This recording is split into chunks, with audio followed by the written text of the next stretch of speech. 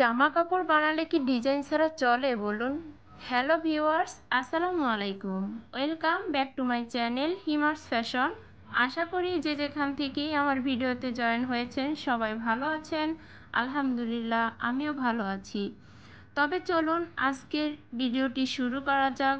তবে কথা না বাড়িয়ে স্কিপ না করে সম্পূর্ণ ভিডিওটি দেখার চেষ্টা করবেন। তবে এই যে দেখতে পাচ্ছেন আমি সুন্দর একটি ডিজাইন নিয়ে চলে এসেছি, এবং হাতার ডিজাইন এবং গলার ডিজাইন। চলুন দেখা যাক কিভাবে এই ডিজাইনটি আমি করে নিয়েছি। এই তো চলে এসেছি আপনাদের মাঝে ডিজাইনটি করে দেখানোর জন্য। এই যে আমি একটি বক্রম কেটে নিয়েছি সুন্দরভাবে, একটি টুকরো কাপড়ের উপরে বক্রমটি বসিয়ে তারপরে আমি ঘুরিয়ে ঘুরিয়ে এই সেলাইটা করে নিচ্ছি বক্রমের ওপর দিয়ে। এই যে দেখতে পাচ্ছেন আমার কাজটি হয়ে গেল। এবার আমি আমার কামিজের উপরে বসিয়ে তারপরে সেলাইটা করে নেব। এটা হচ্ছে আমার পেছনের সাইডের কাপড়, আর এটা হচ্ছে আমার সামনের সাইডে। তো সামনের সাইডের কাপড়টার উপরে আমার ডিজাইনটা বসিয়ে কিনার দিয়ে ঘুরিয়ে ঘুরিয়ে তারপরে আমি সেলাইটা করে নিতেছি।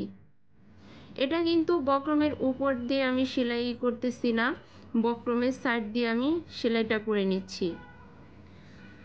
তো এটা হচ্ছে সুতির একটা ড্রেস, সুতির কাপড়ের ড্রেস। তো এই ড্রেসগুলি অনেক সময় দেখা যায় কি গলার ডিজাইনটা ঠিক থাকলে নিচের গিয়ারটা ঠিক থাকে না, নিচের ডিজাইনটা ঠিক থাকে না, নিচের ডিজাইনটা ঠিক থাকলে গলার ডিজাইনটা ঠিক থাকে না।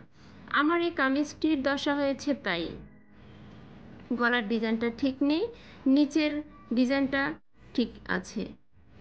তবে যে দেখতে পাচ্ছেন সুন্দর করে আমি ডিজাইনটি করে তারপরে ছোট ছোট একটু দিয়ে কেটে কাপড়টু কেটে তারপর এটাকে উল্টো পিঠ থেকে ভাও পিঠ করে নিতেছি কাটারের সাহায্যে। সুন্দরভাবে ভাওটা করে নিতেছি, দেখতে পাচ্ছেন আপনারা।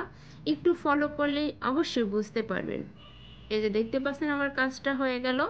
তো এবার চলুন আমি হাতার ডিজাইনটা কিভাবে করে নিলাম। এই যে দেখতে পাচ্ছেন একটু বক্রম কেটে এই যে আমি একটা ডিজাইন করে নিয়েছি বক্রমটাকে।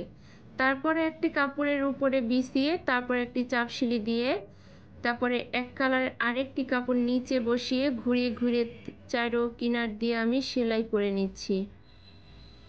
এই যে দেখতে পাচ্ছেন সেলাই করা হয়ে গেল। এবার আমি এটাকে উল্টিয়ে নিচ্ছি।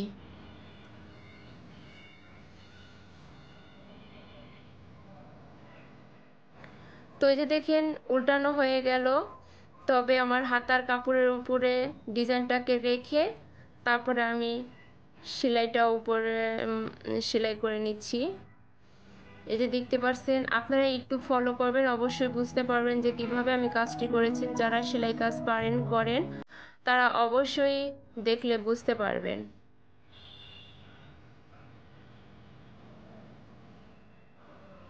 এবার আমি উল্টিয়ে তারপরে এটাকে চাপ সিলি দিয়ে নিচ্ছি।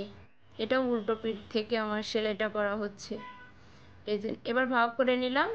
ভাগ করে নেওয়ার পরে এই যে আরেকটি চাপ সিলি আমি সুন্দরভাবে সেলাইটা করে নিলাম। দেখতে পাচ্ছেন আমার সুন্দরভাবে একটি ইজিভাবে কত সুন্দর একটি ডিজাইন কমপ্লিট করা হয়ে গেল। এই দেখতে পাচ্ছেন একই প্রসেসে আমি দুটোটা হাতা করে নিলাম। তো কেমন লাগলো ভিউয়ার্স? আপনাদের কাছে যদি ভালো লেগে থাকে অবশ্যই একটি লাইক, একটি কমেন্ট করতে ভুলবেন না। তবে আজকের ভিডিওটা এ পর্যন্তই। সবাই ভালো থাকবেন, সুস্থ থাকবেন। আল্লাহ হাফেজ।